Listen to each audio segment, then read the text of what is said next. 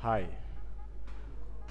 welcome back to my YouTube channel. This is Mr. Editor from Boss Creative, and today we're gonna learn how to create realistic fire in Photoshop. So let's get started.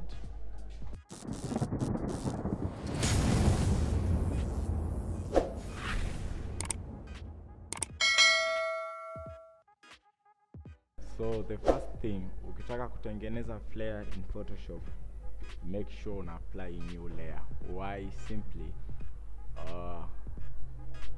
flare or fire ni sawa na brush. Means ukilipaka brush without creating a new layer, later utakuwa na full control ya control T ulisogeze au ulifute na vitu kama hivyo. Lakini ukifungua new layer, means sasa hivi una full control ya that brush yako. So ni sawa pia na moto vile vile. So what to do, create a new layer, then either chukua cycle yako ambayo ni ellipse, then you can draw a ellipse there. Note kwenye ellipse haikuwa shape, kwa sababu shape always inakuwa ina filled color, lakini ukiwa kwenye path ni just imaginary lines ambazo hazina fill wala color yoyote. So yeah, there to create again, hold down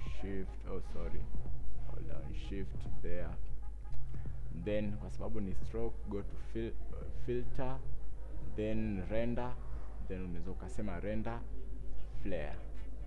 Ukirender flame utapata box hapa, ambapo this box utakuwa unaona how fire will look like. So you can come here, ukaanza kuchagua different kind of fire unazozitaka. For this nita deal na this one. You can click uongeze the length au upunguze the length according to wewe unapotaka. For me, what that is looks fine for me, then okay. Then before doing anything else, go to pen tool, kwa sababu this line haitawahi kutoka hapo. So you right click, then delete path, ili path isiwepo. Right now ubaki like shape peke yake. So you can control T, you can scale it to somewhere unayotaka na things kama hivyo. Then ukitaka ipite at the back ya mtu, what I did, select subject. Then after selecting the subject, I go back to my layer. Then I created a layer mask.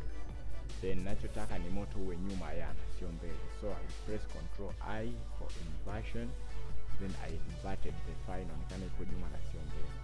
So part kama hizi, kama unataka moto uwe mbele, make sure kwenye layer mask, then choose a brush. Note brush jeupe linapaka, jeusi linafuta.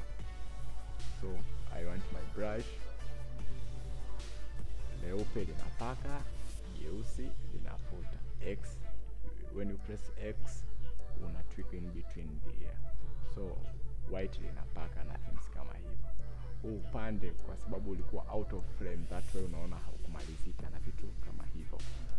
So the other part or other way ni kuchukua pen tool, then click from here to here. Note uwe kwenye path, then create a new layer, then go to filter, then render, alafu in the flame. Right now you can click now to choose any kind of flame you want. Napenda hii for this long.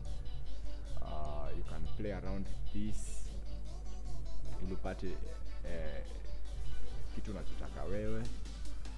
I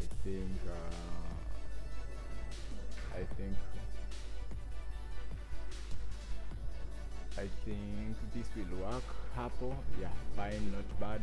Length isiwe ndefu sana, nataka iwe shortly like hiyo, sio mbaya. You can go to advanced and play around with the two blend ili uone the different look na vitu kama hivyo. You can play around na vitu, a lot of things here.